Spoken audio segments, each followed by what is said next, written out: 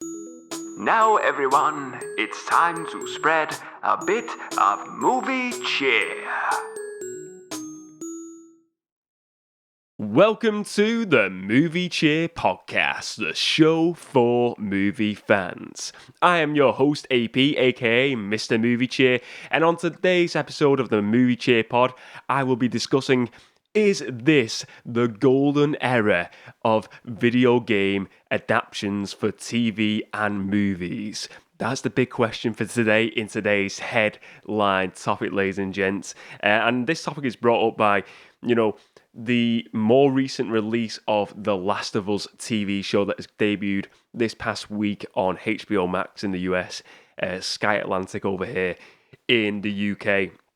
So I wanted to get into, movie and TV adaptions. Are video game adaptions, are we in that golden era now? It's a topic I feel like we need to get to. This is, Movie Cheer Pod, we discuss blockbuster topics. That is going to be today's blockbuster topic, ladies and gents. But also today on the show, there's going to be a bit of a shake-up. It's time for a shake-up. So a bit of a shake-up on the show today. The sort of like roll of things, the chain of segments of the show is going to have a bit of a switch around. So instead of starting off with the segment Not So Worthy Blockbuster Housekeeping like we normally do on the show, this first segment of the show we're going to start off with, before we get to that juicy headline topic, will be what's been on the screen. Let's get to it. Ooh, what's been on the screen?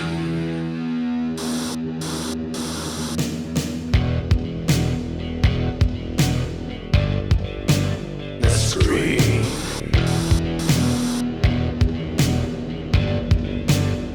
What's been on the screen?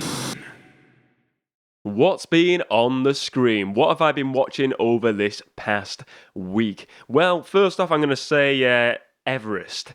Everest is the first thing I've been watching this week, the movie Everest.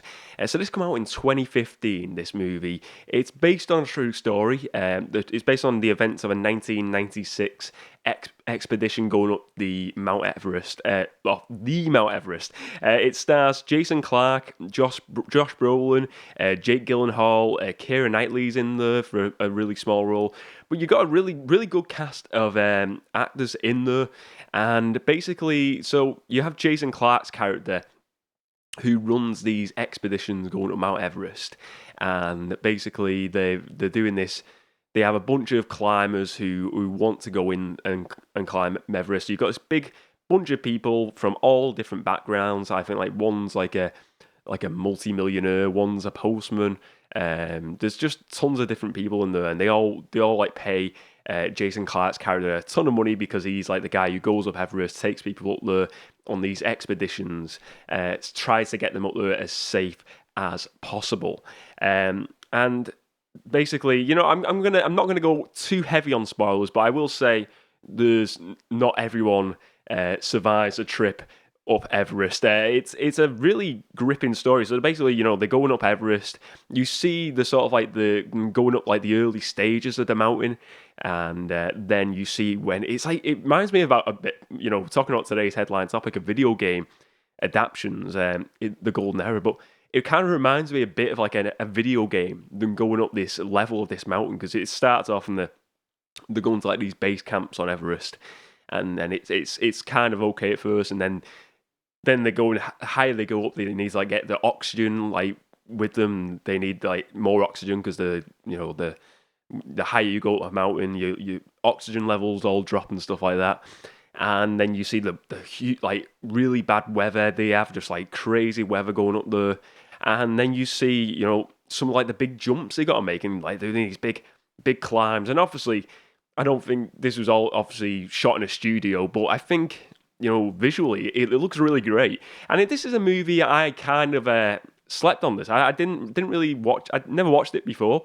It was just one came up the other day, and I thought, you know what, I'm going to give this a watch and see what it's like, because it's something I probably wouldn't have watched. So I thought, let's go and try this out now, and let's see what it's like. And yeah, I really, really enjoyed it. I thought it was a really good film, super gripping as well. I think the story I think, I mean, I would say the characters are, there's a lot of character arcs in this one. You know, you're following a lot of character stories. It's not one particular, like, story. It's not like from point of view of this person or this person. There's a lot of different stories in here. Like Josh Brolin's character, he's like this, like, really rich guy, but he's got marital, like, problems with his marriage and stuff. And he says in this story, his character, you know, he wants to climb. He only feels free when he's climbing mountains and stuff, and when he's doing this. And his story of his character. Let's go for spoilers for Josh Brolin's character. I will say spoilers ahead for his character for this one, but basically his character at the end, and this is a true guy. They think he's dead. They think he's dead on this mountain at the end of this expedition, and it's all sort of like going wrong. The getting like this extreme weather, and a lot of them are not surviving. And they see some bodies, and they think they're dead, like Josh Brolin's character and a few others, and the other two are dead. But basically, he's just lying there, and he was struggling with his sight going up this mountain. He said he's like, I can't see, and he doesn't get to the top of the mountain. But then they leave his body, and then the next day, you see him getting up like a zombie. It reminded me a bit of like the is it the White Walkers on Game of Thrones, the way he gets up. And he gets up, this guy, and he's walking like a zombie down this mountain. And then they're at this base camp at the bottom of the mountain where they're sort of like monitoring all the events and on the radios with people, trying to get people to get off this mountain because it's, they want to get everyone to safety and get everyone surviving. And then they see him walking down, and he's got like, his fingers are falling off, his nose is all like beaten down, his face is beaten, and it is just like, whoa, like how did he survive? And it's crazy at the end of this movie that you see, this was a true guy who survived that, and actually that happened to him. And I think like I said, there's a lot of character arcs here where it's not just one sole character's telling of this story. And I thought it was great. I really think it was a really fun movie. Not a fun movie, a very tragic movie, but a very entertaining movie, I will say. I think the effects of it, visually, it's stunning. I'm not good with heights, so I'm watching this and I'm seeing them climb these mountains and going over these big dips. And obviously, I know it's all like visually, it's all CGI, but it's really is like, you're like looking, you're like, no, don't do that jump, man. It's like it had me on the edge of my seat watching it. I thought it was a really good movie. And it'd be interesting to know what you think. Did you sleep on this movie? Did you watch it at the time? And apparently this movie did pretty well at the time. I think it was like a £50 million budget, and it made about 200 million. So it wasn't like a box office disaster. I think it made good money. It made, it was good numbers at the box office. So it did really well, and I think it's a movie that more people should watch. If they've not seen this one, I think it's a really decent one to watch. Really, really enjoyed this one. Anyway, let's get to the second movie I want to discuss today. What's been on the screen this past week? Grown Ups. Grown Ups I watched this week. So Grown Ups was a 2010 comedy, and it stars Adam Sandler, Kevin James, Chris Rock, Rob Schneider, and David Spade. And basically, this movie is, a bunch of guys in like the 40s coming together to basically the coach of the child basketball team has passed away, and they go getting together for his funeral. All these friends from the past, and they're all in different walks of life now, and get together to celebrate his funeral, celebrate his life, and to get his ashes and disperse his ashes into their favorite spot. And then they just doing, it's basically then just becomes like this reunion of these guys who were childhood friends, and they're just doing all the stupid things they'd done as kids, but they've got the families there as well. And this is, like I said, 2010 movie. I've seen this for years on like advertised and stuff, and it's just, I like Adam Sandler movies, and I actually like Kevin James, Paul Blart, his movies, the Mall Cop ones. I think they're really good, but this one was one I kind of just avoided. It just didn't, when I seen adverts and stuff in the past, I thought, this looks a bit too kiddie, maybe a bit too childish, and it wasn't for me. But then the other week, I saw it on TV, Grown Ups, and I was watching this certain bit of the movie, and it just cracked me up. It was with Rob Schneider's character is like this like healer sort of character. He's in like all like, spiritual healing and all this. And the joke is in it is that he's not like the most attractive guy, and then he has 3 daughters, and I think he has like 3 daughters. He's had like multiple marriages, and then his 3 daughters turn up, and two of his daughters are like these like supermodels, and all the rest of the guys are like, how did that happen? And then there's the other daughter who looks exactly like him, which is really funny. But that just cracked me up that bit. And there's a particular scene in it with a car. Check out that scene if you've not seen it. That really cracked me up. But I'm definitely going to watch the second one now, because I believe there's been 2 movies. A third one has not been made as of yet, but I wouldn't be surprised if we get one eventually. But I'd say it's more of like a PG American Pie, this, but it is really funny, and I'm I'm glad I watched it all now in full, and I really enjoy it. I like Adam Sandler. I think it's got a really good cast of characters in it, a really funny bunch of guys, and there's some really funny moments throughout this movie. So Grown Ups, yeah, I really enjoyed this one. I think, and again as well, it is one you can watch with like younger viewers as well. If you got kids, you can watch it with your family. It's not too like rude. It's a silly one. It's not like an American Pie where there's some scenes where you're like, ugh. But this one, yeah, you can watch it with all the family. I think it's a funny movie. Grown Ups, I'm definitely going to watch number 2 now. I'm looking forward to seeing what are the exploits in number 2 of this bunch of 40-year-old men who are all just childs at heart. But anyway, that's what's been on the screen this past week, ladies and gents. Let's move to today's headline topic. The Movie Cheer Podcast presents the headline topic for the episode. Remember to spread a bit of headline topic.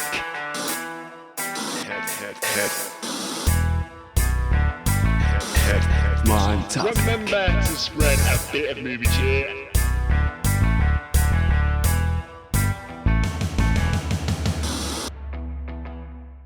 So today's headline topic: are we in the golden era of video game adaptions for movies and TV? As I said at the start of the show, this topic has been brought up really with the recent release of The Last of Us, the video game, PlayStation video game, I believe, from 2013, and it has had a live-action TV show adaptation that is released just this past week on HBO Max in the US, on Sky Atlantic over here in the UK, and I want to really.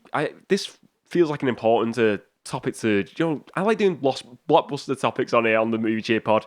I thought, let's deep dive into, are we in now currently the golden era of video game adaptations for movie and TV? So first of all, I'm going to say, let's give the thoughts on The Last of Us. What do I think of this? So I won't go too heavy on. Well, you know what?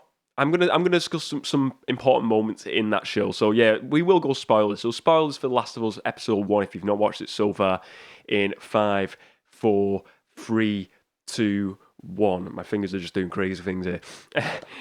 Right. So Last of Us, Pedro Pascal of the Mandalorian, Game of Thrones stars as Joel. You have Bella Ramsey, who was also in Game of Thrones, playing Ellie in this. Now, basically, this story is not a zombie apocalypse. I've never played the game, so I must say I don't know anything beyond this first episode about this storyline. So forgive me for my ignorance and my lack of knowledge on this show, because I don't want to kind of spoil it for myself, really, if I'm being honest. I don't want to look too deep into it, because I want to enjoy the show. So all I know is from what I've watched of this first episode. So there's a fungal infection in the world in 2003. And this causes this kind of big zombie outbreak. And they're not zombies. I've been told this, they're not zombies. But they're kind of like zombie-like creatures, but they're not actually zombies. It's a fungus infection that basically turns a human being into this sort of like zombie-like state, and where they're just like running like crazy, eating people. And then this just causes the apocalypse. So then we see in this story early on, Joel, Pedro Pascal's character, him and his brother and his daughter are trying to escape this, and the world's just like turning into havoc in this 24-hour period where planes are crashing, people are going crazy, people are trying to escape the country, the police are putting up border controls, quarantine zones. And then we see, I think it's like 30 minutes into this episode where we see the time jump. because it goes on like a big sort of like big moment as well. And it was, I looked at the time of this point in time in the show where it happened, this moment where it really grips you in, and you see the death of Joel's daughter Sarah. She is shot by like a policeman who's at the quarantine line, and he gets told on his radio to shoot them because they think they're infected, and they're like pleading, no, we're not infected. And Joel's daughter gets shot, and that is it. And then basically the copper gets shot by Joel's brother, and then it kind of skips forward to 20 years ahead then, and we see the world in this post-apocalyptic world where everything has been destroyed. You know, we've got cities that are now quarantine zones, but it kind of reminds me of like Planet of the Apes when they go and see like the cities, you know, in the TV show, where it's just all like relics and just all destroyed, all like the skyscrapers all falling apart.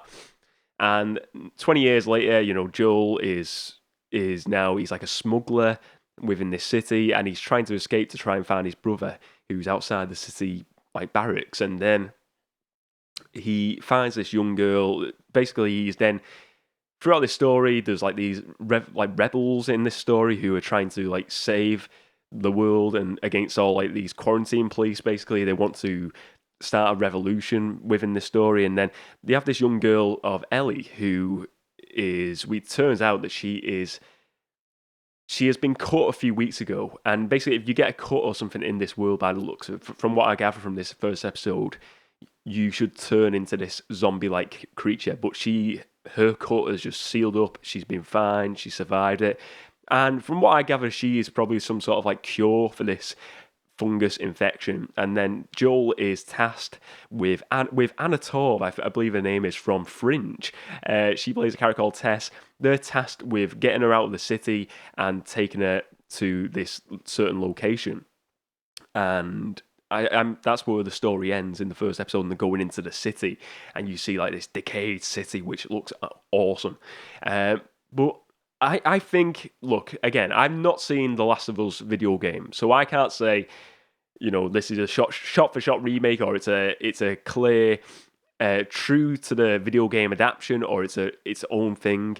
What I can say, though, is I really enjoyed this, and that moment, talking about like gripping moments, 30 minutes in, when his daughter gets shot, that is a gripping moment, and that there, I knew this is a really good episode, first of all. I will say, though, as well, I will preface this by saying it's only the first episode. I think there's maybe like 10 episodes or something on this run. So you've got to see the full picture, because, look, every TV show, the first episode is usually pretty good, isn't it? So I will reserve my judgment of the whole show before I watch it, but I will say this, I really enjoyed that first episode. I thought it was really good TV. I was getting vibes of Zack Snyder's Dawn of the Dead in the first few scenes. And I think one of the moments what I really enjoyed is when they're in the car in the city just before the death of his daughter.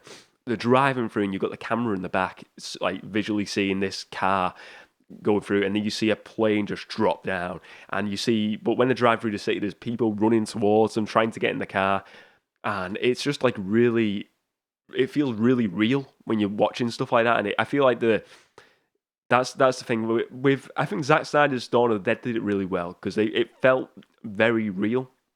Like they put it in like a realistic world, and Last of Us does feel quite realistic in a way. You're watching it and it feels, the characters feel real, the story feels real, and it feels more about the characters rather than the actual infection going around. I think that's really good. And another one it reminded me of as well, there was a really good TV show that came out, it must be like 10 years ago now, called Revolution, and it was kind of like I think it was by the creators of Lost, and it came out after Lost, and it was, I think they were bigging it up to be this new Lost TV show, and I think it only run for like 2 seasons, it got cancelled, but the first season was really good. Revolution was basically all the power in the world went out, and basically then it was just the world after this like 10-year period, how the world had changed. And it reminded me of that, where it's shown like the beginning of the story, and then it was like a time jump 10 years later, but obviously Last of Us was 20 years later, to see what the world had become and how the characters have changed in this world. But you still got a glimpse of what they were like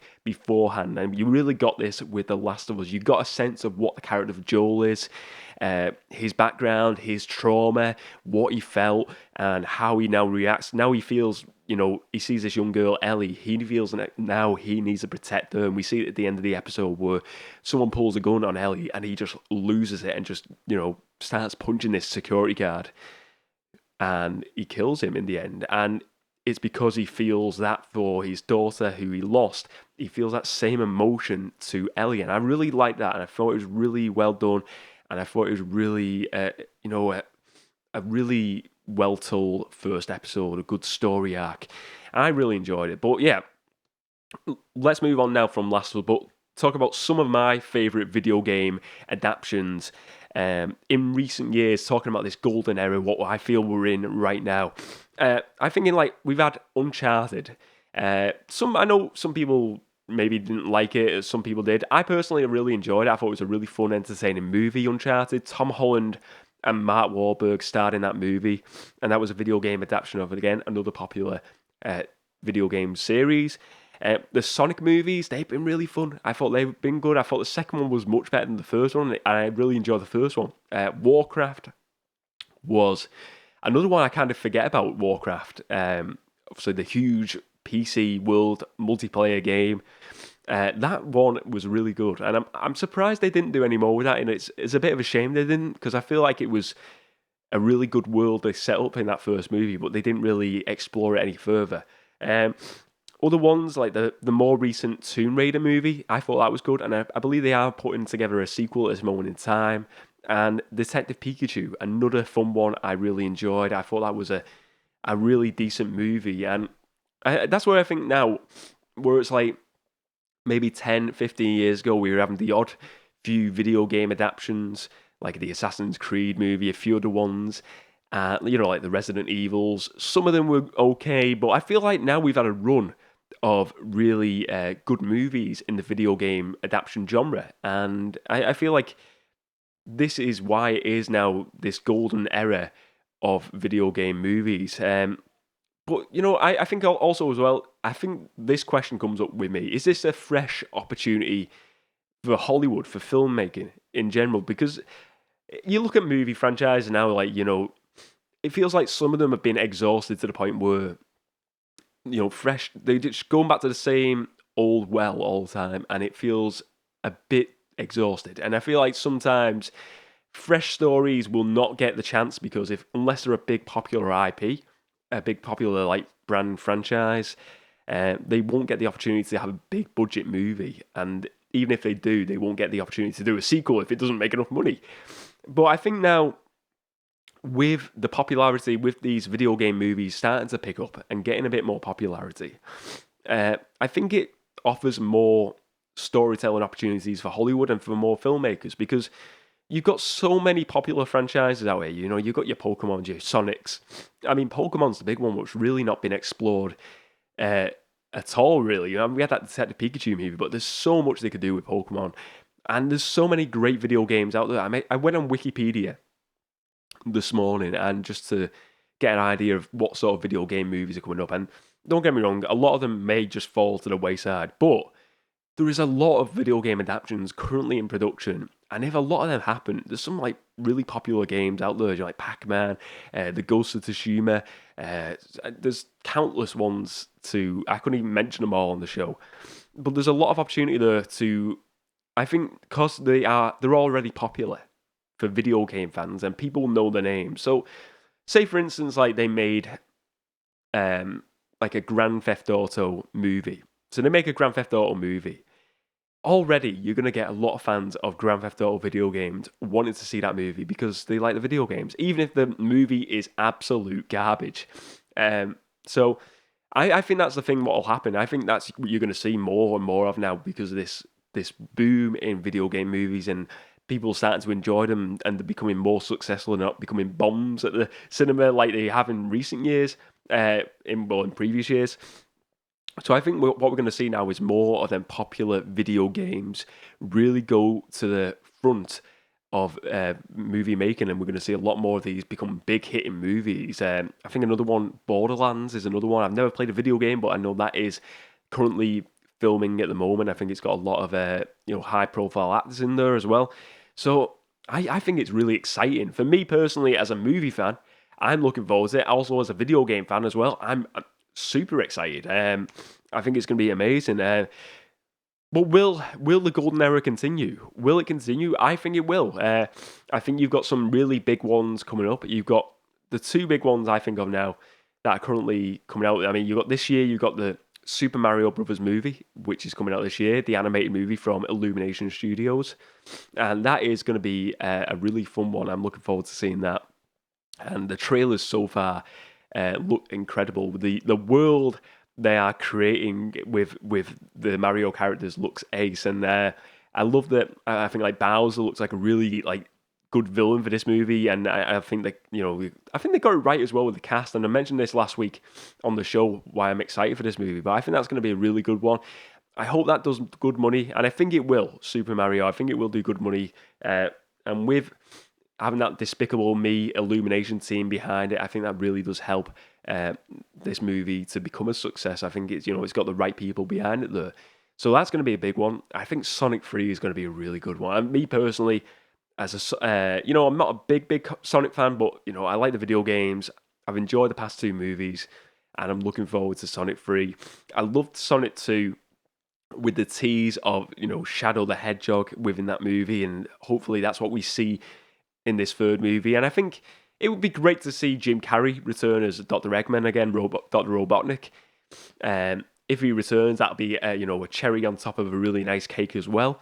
But yeah, I think it's going to be exciting. I think there's so many good movies, good video game movies already, and I think they're only just adding to them now. And this is why I feel like we are in this golden era of video game adaptions. And I think, the more the merrier. Bring on more video game movie adaptions in the future.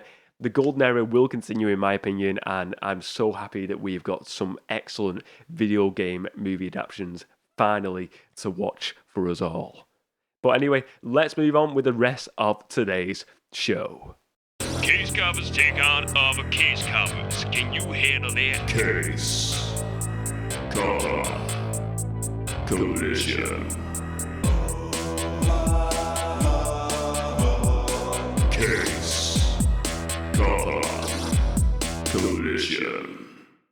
Case cover collision. Each and every week I choose a different movie and look at the different case covers for that movie and put them up against each other to find out which one is the winner of case cover collision for this episode. So, case cover collision for this week, I will be discussing Batman Forever case covers. I got 4 different case covers to discuss here, ladies and gents, and this is brought up by there's going to be another release of this on 4K of Batman Forever coming up, and I will be discussing this in a moment, but I'll put in the links below for the upcoming 4K release of this, the Amazon affiliate links.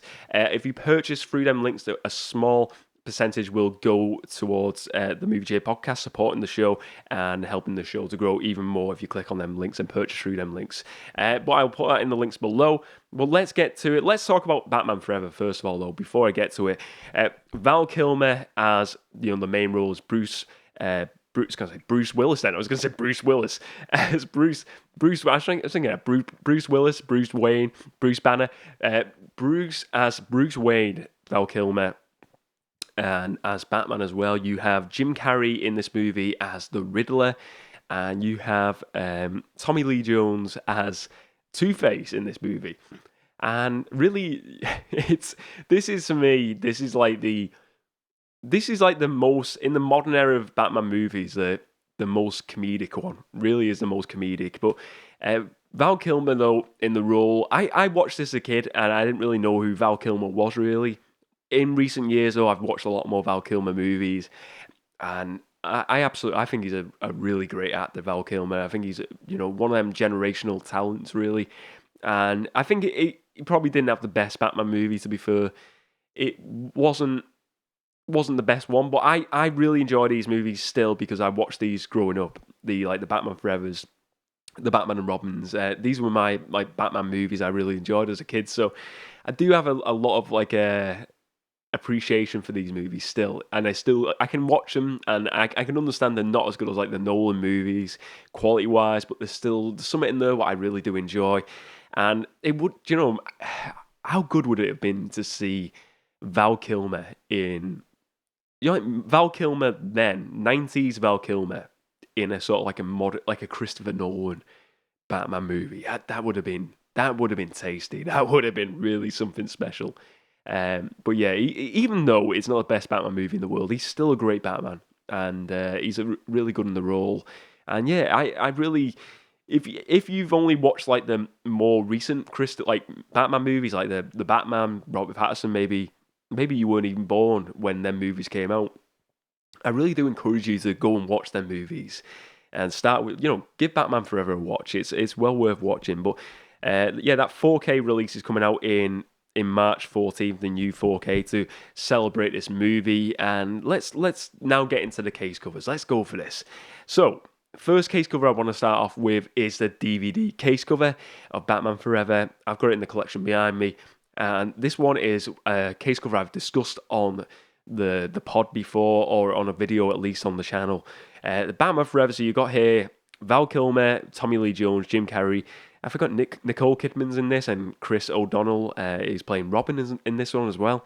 The introduction of Robin into the movie. But this cover, this Batman Forever cover, for me, I think this cover is one of the best case covers I've ever seen. I absolutely love it. Every time I look at this cover, I'm going on record right now. This is the best case cover ever. Challenge me with a better case cover of any other movie. If you can get a better case cover than this, I'm sorry. Maybe spoilers for which one's going to win, but you know what? It might not win. You know what?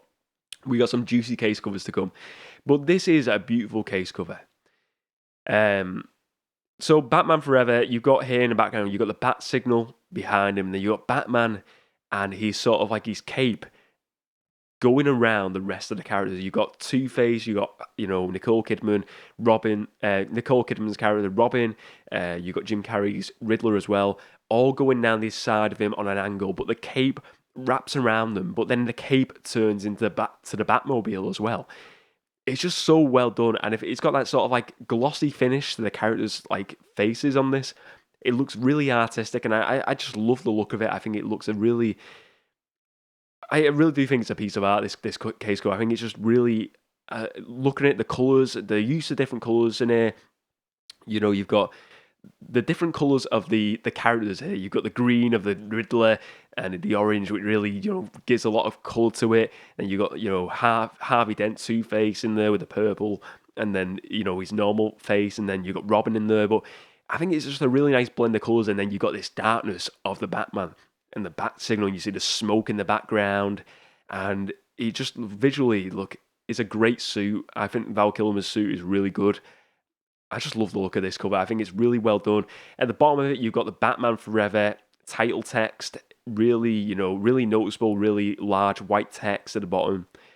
And it just stands out to me. You know what character this is. You look at this and it looks a bit comedic when you see Jim Carrey and you see him like sort of laughing. You've got a big smirk on the face of Two-Face as well. So you're going to get a bit of a cheesier edge, I think, to this, rather than a more serious tone Batman movie in this one. But yeah, I think it's a really good looking cover. 10 out of 10 cover for me. And yeah, the DVD it's going to be a hard one to beat. Let's just say that. But let's go anyway to the next case cover I want to discuss now. And the next case cover is the Batman Forever 4K HD plus Blu-ray. And this is one that came out a few years ago. This is not the more recent release that's coming out in March. So I know they released a lot of these on 4K, and they do Keaton's Batman movies as well. So this one, it is a white cover, so it's a white background. At the bottom of the screen, you kind of got that backdrop of Gotham. You see Gotham City and that sort of like Frasier look. Do you know at the start, the intro titles of Frasier reminds me of that a bit. It's very like a light colours here they're going for. So you've got the three characters on this case cover. You've got Batman at the central area of this case cover, and it's like a mid shot of him, but really large, taking up the majority of this case cover. But it's not kind of like black, it's kind of more like a grey look to him. It's like they've put like a grey effect on him here, so you see him just looking up into the distance. And then in the background, you have Jim Carrey's Riddler, and Two-Face, Tommy Lee Jones's Two-Face in the background. And rather than having like a grey look to them, they've got like a light green and white look to them effect.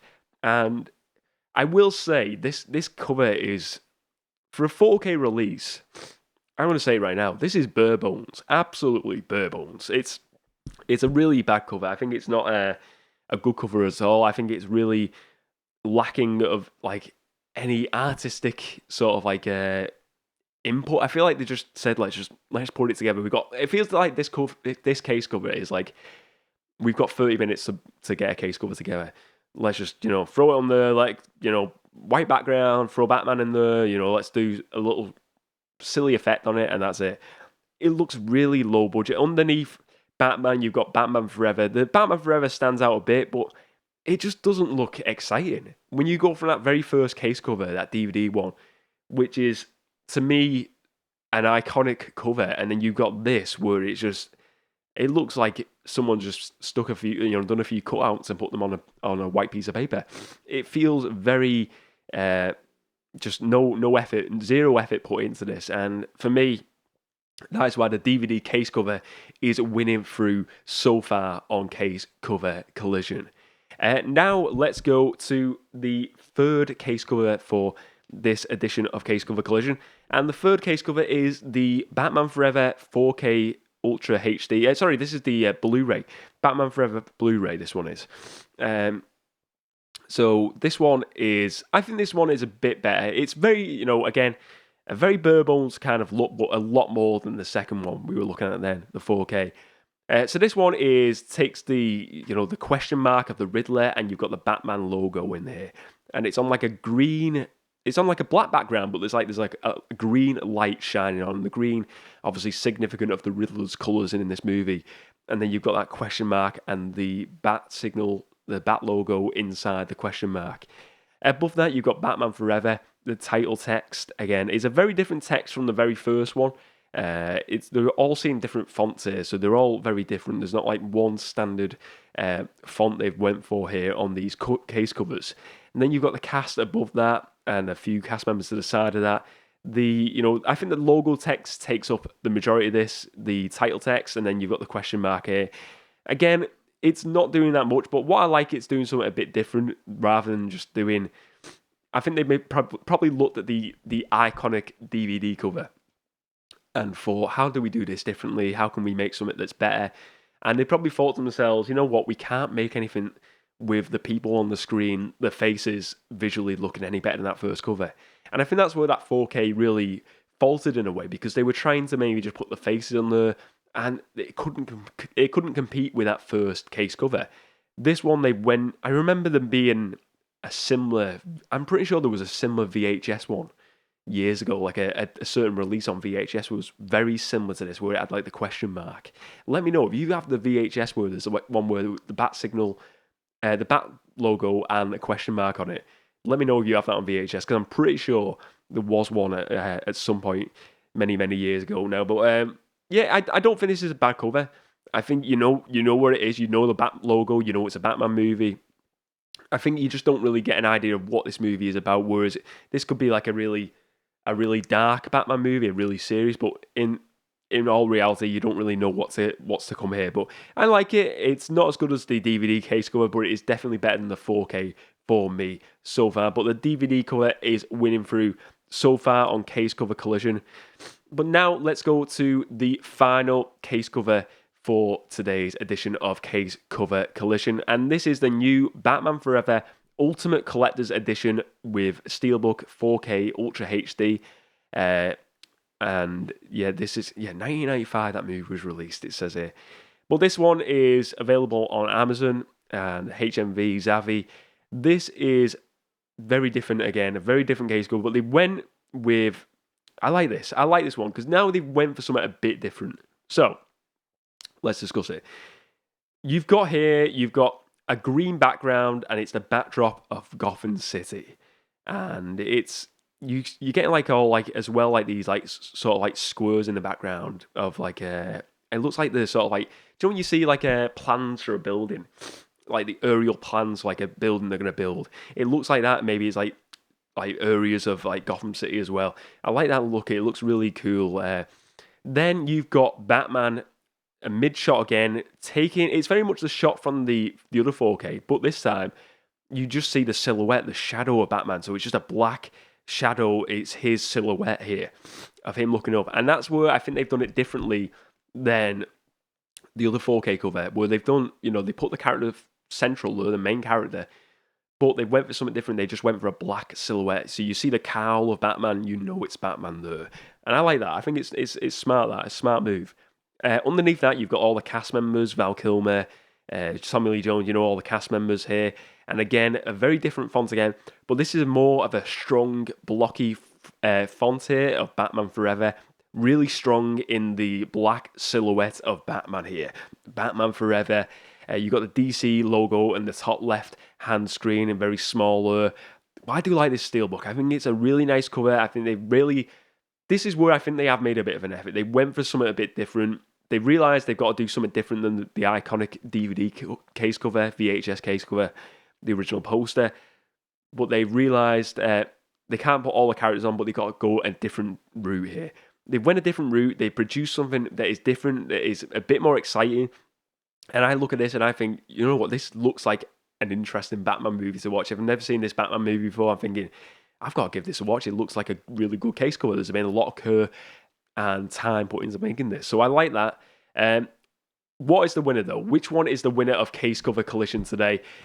Even though I like this new 4K Steelbook, I've got to give it to the DVD case cover. The original poster is just such a delight to look at. I think it really represents what the movie is, and I think it's just a really great, well put together piece of art, case cover, movie artwork, whatever you want to call it. I think the DVD one is just superb to look at. Like I said, name a better case cover than this one. If you can name one, I will give you all kudos if you can name a better case cover than this, because I think it is really a really stunning piece of movie artwork to look at, and that is why it's the winner of Case Cover Collision today, Batman Forever, the DVD. Now let's move on to the next segment of today's show. The Amazon Top 10 is approaching. Prepare yourself. 10, 9, 8, 7, 6, 5, 4, 3, 2, 1. The Amazon Top 10 has arrived. The Amazon Top 10. Each and every week, I give you the Amazon Top 10 for Amazon.co.uk for bestsellers on DVDs, Blu-rays, and 4Ks for this past week. Let's start with number 10, ladies and gents. On the bestsellers list, we have Operation Mincemeat on DVD at number 10. At number 9, we have Halloween Ends on DVD. Number 8, we have Top Gun Maverick on Blu-ray. And number 7, we have Black Panther Wakanda Forever on Blu-ray. We have at number 6, Black Panther again, Wakanda Forever on DVD. And number 5, we have Mrs. Harris Goes to Paris. I love that name. I know nothing about this movie, but I love that name. And number 4, we have Downton Abbey, A New Era on DVD. Number 3, we have Black Adam on Blu-ray. That's at number 3.